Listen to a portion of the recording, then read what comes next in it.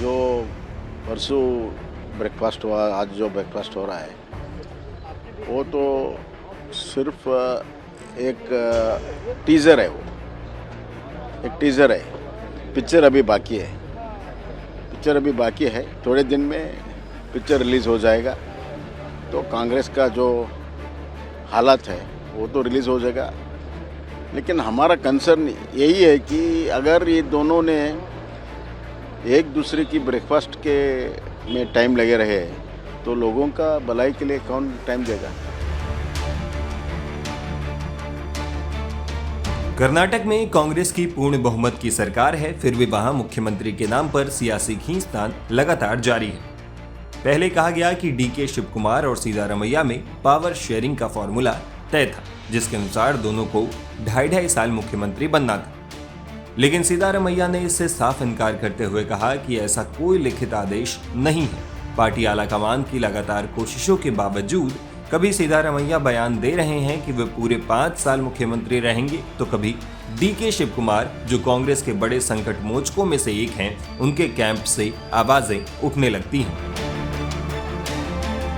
कर्नाटक कांग्रेस आज एक ऐसे मोड़ पर खड़ी है जहां सबसे बड़ी चुनौती विपक्ष नहीं बल्कि नेतृत्व की स्पष्टता बन चुकी है।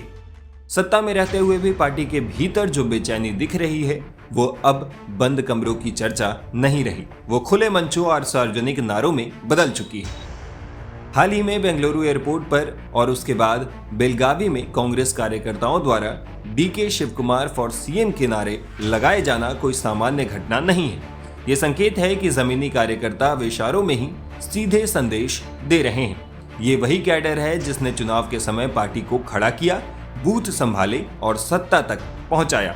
कई विधायक निजी बातचीत में ये स्वीकार कर रहे हैं कि वे बेचैन हैं। उन्हें न तो नेतृत्व की समय सीमा पता है और न ही ये स्पष्ट है कि दिल्ली आखिर चाहती क्या है।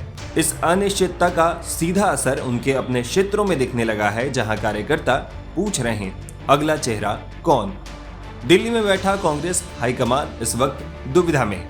एक ओर वो ये नहीं चाहता कि नेतृत्व परिवर्तन दबाव या नारों के आधार पर होता दिखे। दूसरी तरफ लगातार टाल मटोल से पार्टी के भीतर गहरे होते मतभेदों का जोखिम बढ़ता जा रहा है।